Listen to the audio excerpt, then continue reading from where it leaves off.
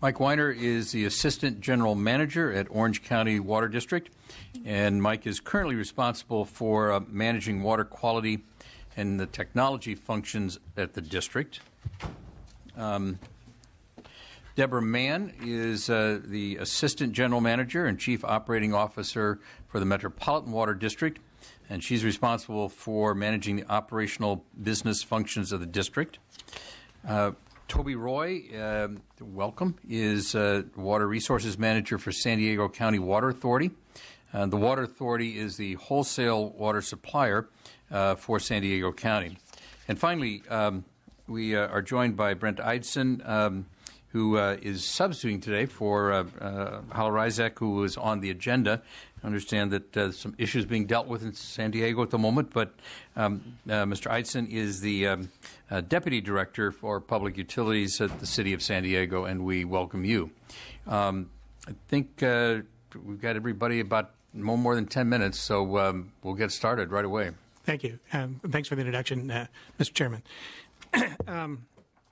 I'd like to just give you a little brief run through on Orange County Water District, just one slide, and then walk through what we're doing with the groundwater replenishment system, which is a large-scale model for what we can do in terms of potable reuse, indirect potable reuse at this stage, and maybe eventually direct potable reuse using the same kinds of technologies. Orange County Water District, some of you are familiar, but many may not be. We serve about 2.4 million people in north and western Orange County, about half the county in terms of land mass, but most of the population of Orange County is about 3.1 million people. We serve 2.4 million of those people. We've been in existence since 1933, created by an act of the legislature. The groundwater replenishment system, today it's a 100 million gallon a day advanced water purification facility. You heard earlier about taking water that goes into the sewer system and using it, again, for gray water purposes. We take 100 million gallons out of 182 million gallons, which is a large portion of it gray water coming into the Orange County sanitation districts. When the project was first planned, it was about 250 million gallons a day coming into the sewer system. Today, it's about 182 because there's been substantial conservation efforts in Orange County like elsewhere.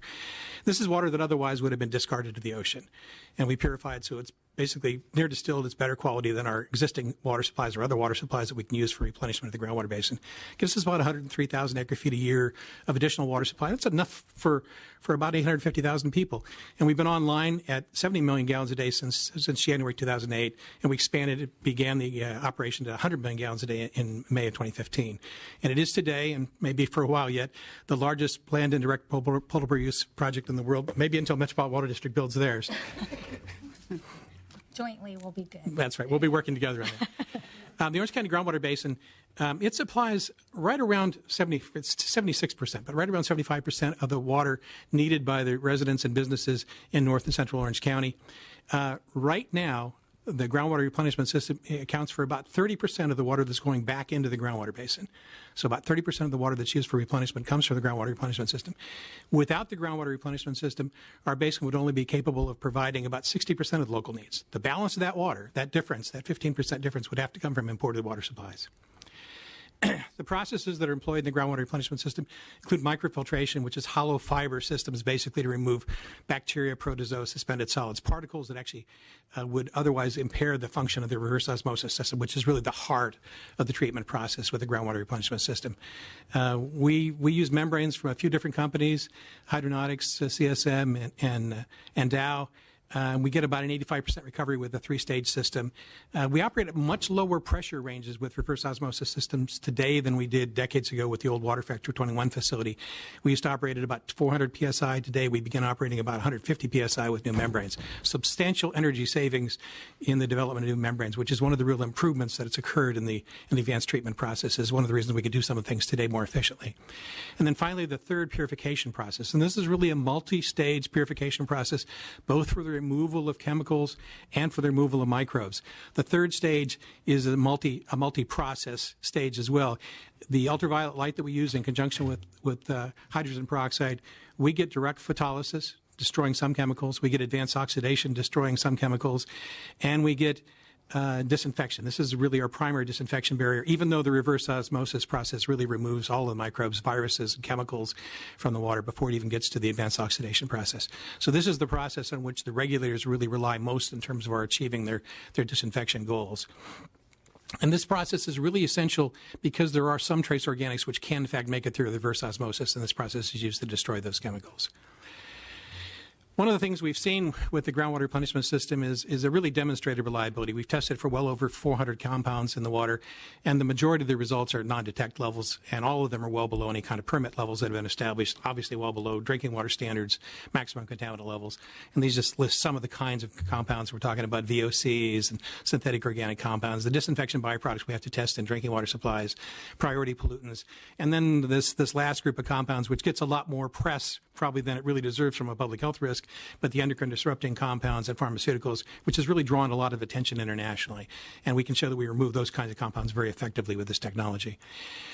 Public outreach, one of the things that the district saw when it began planning the groundwater replenishment system was that many projects throughout the country, especially in California, had been stopped by public and political opposition.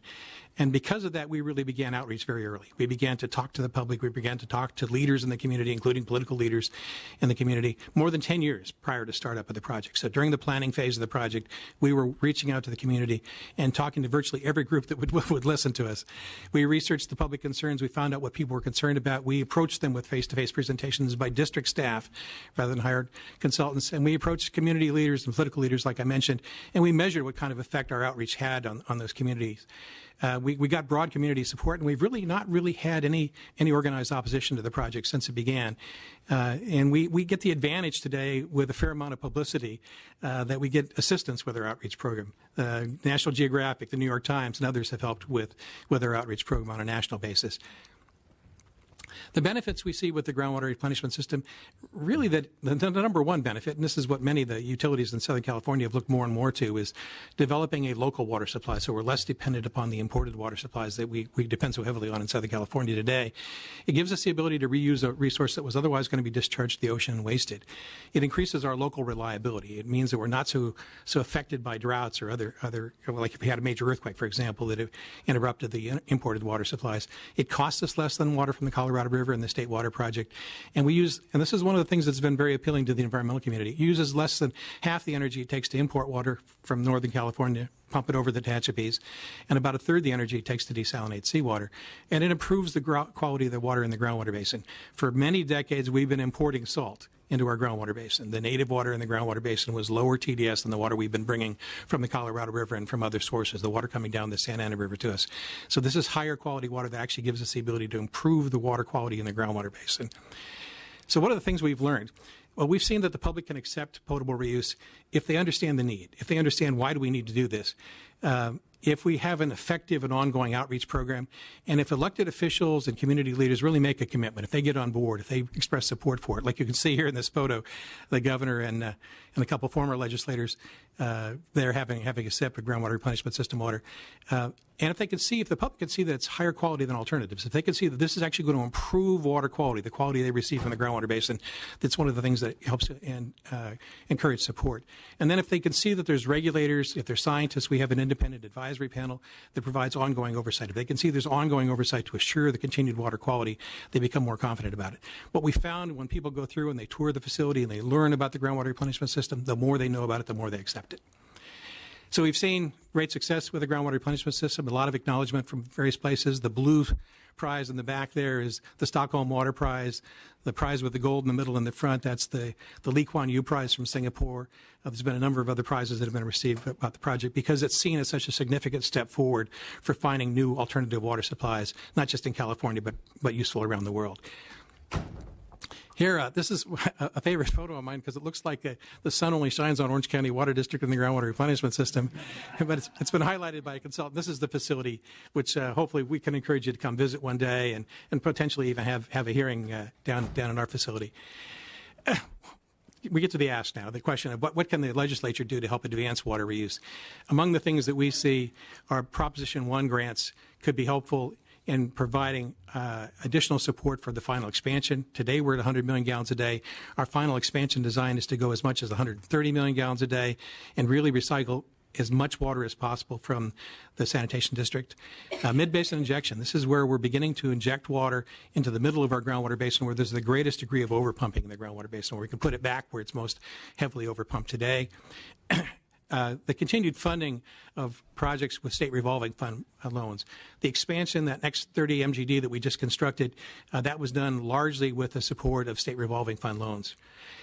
Then the whole issue of incentivizing sustainable water supply projects by providing drought credits. One of the things that apparently has been done recently is modifying the drought credit system to take advantage of where agencies like our water utilities have paid for projects like this. They can get some credit toward drought relief from the work they've done, the investment they've made in providing this kind of new project development. Developing direct potable reuse regulations. This is one of the things that we think needs to be done to help the state of California move forward with the next big step, which would be find a way of regulating appropriately direct potable reuse. We go beyond indirect, but direct potable reuse. And then finally, like I mentioned, visiting the facility, see for yourself, actually potentially bringing other legislators down. We'd encourage it. And then finally, one of the things that I know our staff has been working on with people here at the legislature is the possibility of allowing the bottling of advanced purified water. So it's an opportunity for people to actually see and taste the water for themselves. This was done on a very widespread basis in Singapore. Today, Singapore has bottled over 8 million bottles of highly purified water, similar to our treatment process, has been used to help encourage broad public support for potable reuse in Singapore. And if you have any questions, it's interesting. My boss's name is up here, not mine. He's our general manager. If you want to ask any questions, you can go ahead and email or call him. Thank you. Thank you very much. I appreciate that. And so next we'll hear from Deborah Mann. Ms. Mann? Great. Well, yes, I'm Deborah Mann, the Assistant General Manager for the Metropolitan Water District of Southern California. And I do want to thank Chairman Gordon and the Assembly Select Committee for providing the opportunity to talk about and provide information on how water recycling is an important piece of an overall, got to do it all the above water strategy for Southern California. Let's see, I wanted to go. Okay, there we go. I wanted to provide some background, and this is Metropolitan Water District, and you can see our service area outlined in the colored shaded areas. Metropolitan was formed similar to by the Orange County Water District by the California Legislature in 1928 to form a water cooperative for the region of Southern California. We currently consist of 26 public member agencies, and we have a service area that expands over 5,200 square miles and encompasses all or parts of 6 counties in Southern California. Water is very important to us. There are 19 million people that are served within the service area, $1 trillion regional economy, which is half of the California gross domestic product. And we, on average, as a region, use about 4 million acre-feet of water per year. What I wanted to mention is that this is a cooperative effort between Metropolitan and its member agencies. It's a combination of providing both local resources, which provides about 50% of the water supplies needed to meet the region's demands, and the other is provided through directly by Metropolitan as imported supplies in terms of state water project and Colorado River supplies. The sources of water for Southern California are very diverse, and they come from near and far locations. You can see, again, the service area of Southern California's metropolitan area in the light yellow at the bottom of the California map. There's a local groundwater, recycling, surface water that have sustained a local supply that's core to meeting the needs of Southern California. But as the area urbanized and demands exceeded these local supplies, it was important to bring in additional supplies. And you can see from the right, the Colorado River Aqueduct provides important imported supplies, and also from the north, the State Water Project as well. And then conservation, of course, is inherent to every city and up and down the state. What we wanted to impress upon this is an all-of-the-above strategy for reliability. Everything works in concert together. So you have the local resources supplies, which include groundwater, recycled water, conservation. You have imported supplies, Colorado State Project, and the stored water for Metropolitan, which consists of our storing all imported water during times of wet periods. All of this works together, and infrastructure is very critical in tying it all together, such that a recycled water project in Orange County benefits San Diego. Also, conservation and acre-foot that's saved in Riverside County benefits Ventura County, because the infrastructure ties all of this together to meet the region's needs. Metropolitan's board has approved a 2015 Integrated Resources Plan target just last month. And part of the targets are to maintain the Colorado River aqueduct supplies and stabilize state project supplies so that it withstands droughts, provides critical supplies not just to meet consumptive needs, but to replenish groundwater basins when needed, and also provide the water quality that's necessary for water recycling to take place. In addition, conservation savings, both indoor and outdoor, are fundamental efforts in our service area, and Metropolitan has invested a huge amount in terms of, in the last 2 years, $450 million towards rebates for both indoor and outdoor conservation. And local resources, which consist of groundwater recovery, desalination, as well as water recycling, are very important, and Metropolitan has provided financial incentives. I'm happy to say that we provided incentives to Orange County Water District so that you can now say their bottom line is that you're competitive with imported water supplies, but we are glad to invest in that program to help you out there. The projected water production as a result of this phenomenal drought that we've been in over the last 4 years in the state has resulted not just in our recognizing we need to develop additional water recycling and groundwater production, but it also shined a light on the fact that we could as much lose significant amount of our sustainable groundwater production per year. And this is something that we are very much focused on in order to make sure we have sustainable yield from our local resources. Our board is going to be discussing the policies that are needed to make sure that we fulfill these water resource targets in the next few months. We have a unique opportunity. Metropolitan and the Los Angeles County Sanitation District have a collaborative partnership to evaluate the implementation of a regional recycled water program. Through our collaborative efforts, we are looking at 150 million gallons per day of water being purified and reused for indirect potable reuse, and mostly to replenish groundwater basins. And we're looking at groundwater basins, about 6 groundwater basins within our Southern California service area. It's the right time, it's the right scale, and it's the right location to meet multiple needs of our 26-member agencies. And it addresses, as was mentioned by Orange County Water District, it fortifies us against droughts because it's less tolerant to droughts. It's more tolerant to droughts. It also allows us to manage variations in both supplies and demographics, and it provides us assurances during potential catastrophic events. This is what we're looking at, the LA County Sanitation Districts, which provides wastewater service to Los Angeles County, about 5.3 million people, has a joint water pollution control plant located in the city of Carson. It currently has a capacity of 400 million gallons per day. They right now treat about 290 million gallons per day. All of it currently goes to the ocean. And so as a result of that, the Los Angeles County Sanitation District has indicated that they have about 150 million gallons per day of water that would be available for reuse. A huge amount of supplies available right in our service area. What you see in blue lines are Metropolitan's distribution system, so that we're ready to take this water, purify it, and reuse it both indirectly and someday direct potable reuse.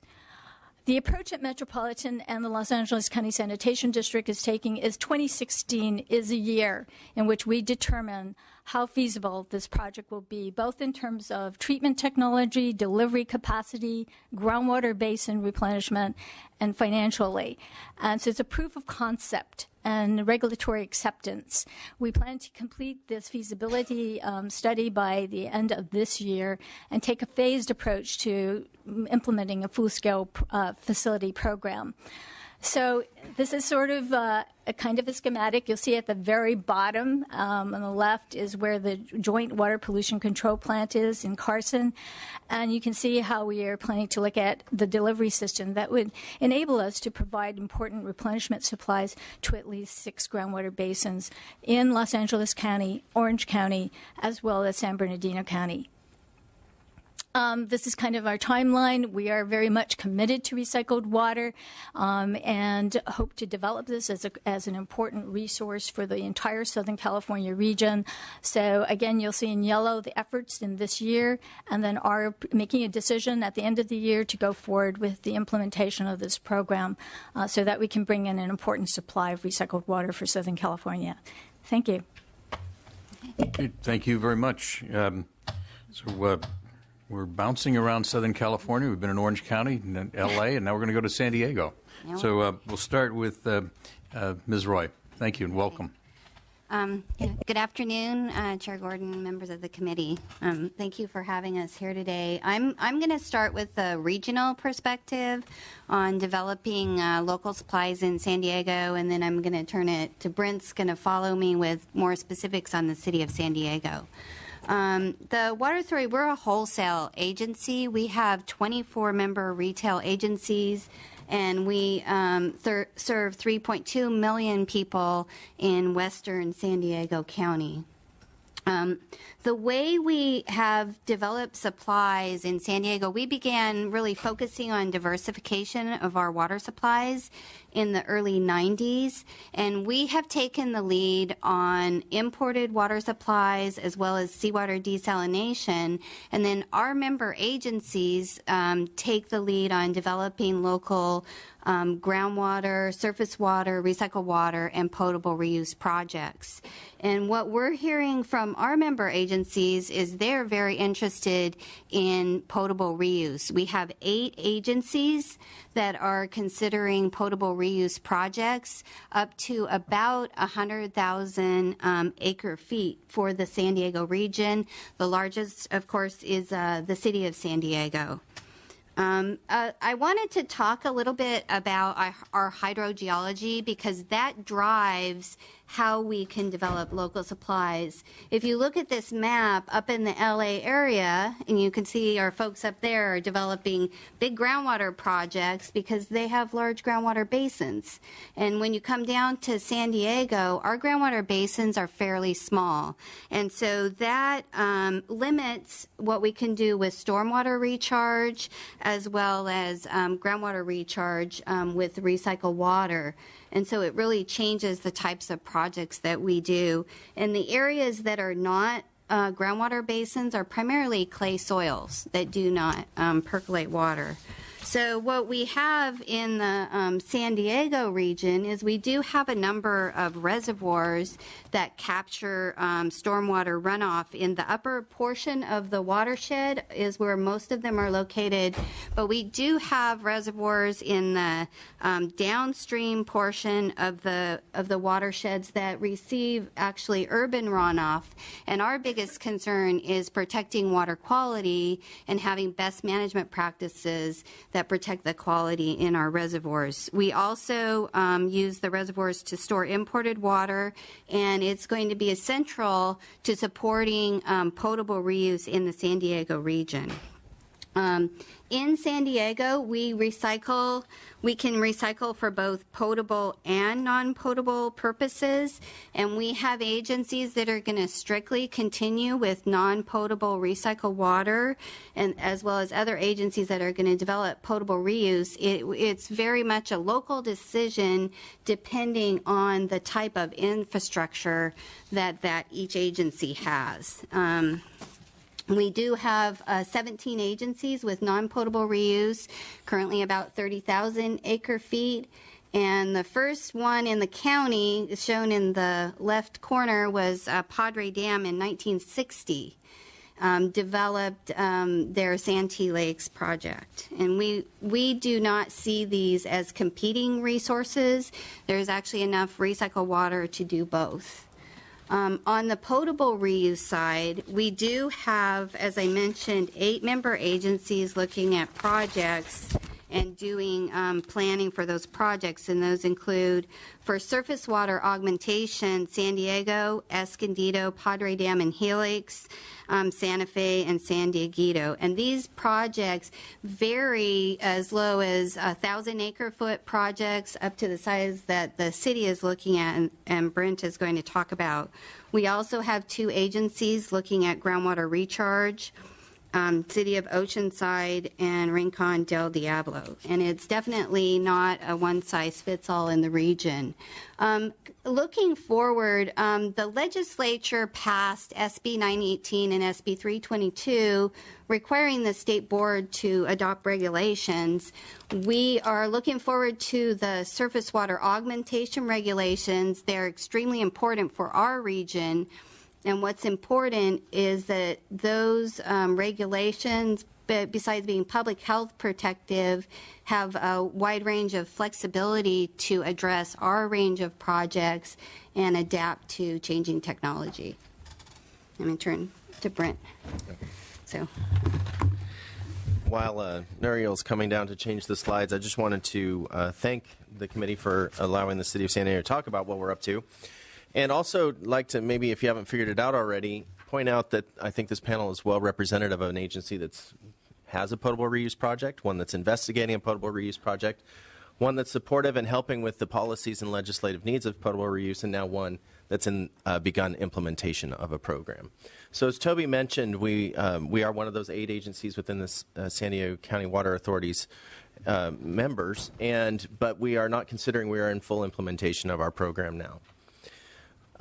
As everybody's done, I'll give you a little background around the city. We are a utility that serves about 1.3 million customers on the water side, but we're a regional wastewater provider, so we provide 2.5 million customers with wastewater services, and we are a fairly large organization. The City of San Diego imports between 85 to 95% of all our water. You've heard that here already today. I won't belabor that point, but it's really important as we look at developing new local supply to help us get off those imported supplies. Additionally, those imported supplies expenses are increasing exponentially. We see as a purchaser of water from our wholesalers that since the year 2000, the same drop of water has more than tripled in price. And so now we're looking at other opportunities to help our ratepayers as well.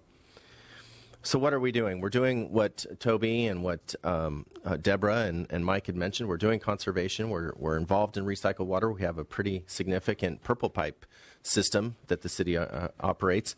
We do have limited pockets of groundwater, and so we're doing as much development within those groundwater basins as we can. And then we've been supportive of the regional efforts on desalination. But the next big step for City of San Diego is what we call our Pure Water program, and that's our potable reuse through reservoir augmentation.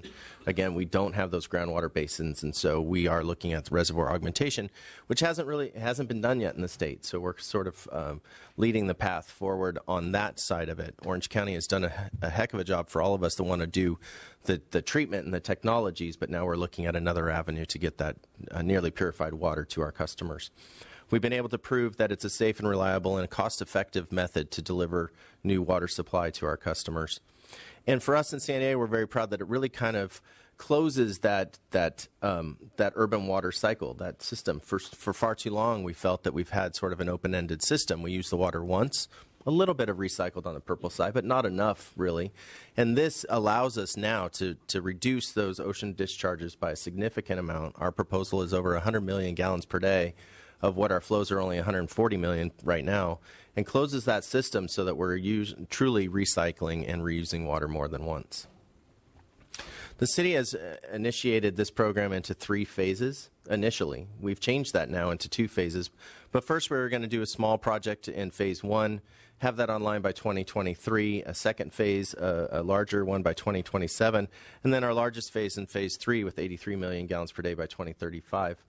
Our council spoke loudly, our mayor spoke loudly and asked us to accelerate this program. And so now we're working on that middle column. We're on an accelerated program to have 30 million gallons online per day by 2021, and then the additional 53 million gallons per day for a total of 83 by 2032, and that will require us to construct new facilities, of course. Here's a little schematic of what we're looking at from our system. We have 2 existing tertiary treatment plants, reclamation plants, one at North City and one at South Bay. We'll be using those locations and expanding them, actually building new treatment facilities on site, so that we can then transport this highly purified water to local reservoirs before then being introduced back into the existing infrastructure that moves current imported water to our drinking water treatment plants and back through the potable system. As Toby mentioned in her presentation, there are a number of reservoirs that capture stormwater in the back country right now, and the city of San Diego actually owns 9 of those reservoirs, and so we're looking at using our own reservoirs for this program. In an ability to be able to even implement something like this, you have to run a demonstration project, and you have to be able to show not only to the regulators, but to your public. I think Mike did an excellent job of explaining how important public outreach is in this effort. San Diego tried this effort 20 years ago, but because that public outreach wasn't as extensive and wasn't as robust, we actually had political pushback, and we were not able to secure the supportive votes we needed from our council to move forward. We learned our lessons. We learned from Orange County, and we've expanded our public outreach program and have now no organized opposition to our program. We have a lot of supporters, and we're very proud of that support. We also now have this demonstration facility. We ran it as a project, submitted a formal report to the state, and showed that we had the technology and capability to highly treat this water. But now we use that demonstration plant for 2 purposes. One, for tours. It's so important for the public to be able to come and see and taste what you're doing. It really does make them a believer, for lack of a better phrase. You come and see it, and you understand what's happening. Second, we've been working with the state and with other interested parties to receive grant funding in order to show new technologies. So not just the 3-step technologies that Mike mentioned, which we use the same one, so I'm not going to belabor that point, but we're also adding new potential treatment trains to it so that we can prove the validity of those as well. And it's been it's a really valuable demonstration plan to have. We've also proven and worked with our independent advisory panel to make sure that what we were doing was consistent with public health and public safety, and and our independent advisory panel has concurred, and so we're moving forward full speed. We're in design right now of our first phase. We're should be near 30% design by the middle of 2016, and are really looking forward to getting this online. We also have, as I mentioned earlier, a number of entities in support. One of the things that San Diego learned was that it couldn't just be one aspect of your community supportive in order to be successful with one of these programs. We needed to be reaching out to our environmental community, our business community, our educational and universities, and so we've been doing so. We also have, unrelated to the city, another entity who decided that this was so important for our community, they stood up their own coalition. They call themselves the Water Reliability Coalition. And this coalition has been instrumental in making sure that that support continues, and so that we can bring this new source of water online. So again, thank you so much for the opportunity to talk about what San Diego's doing. We're very excited. Great. Thank you very much. A couple of questions for this panel. Let me ask Ms. Mann. I'm curious about the relationship between sanitation districts and a water district, the water provider. You've obviously got multiple districts. You're negotiating things. How are the connections that you're making or others might be making to link wastewater and water delivery? What are the issues that are involved with that?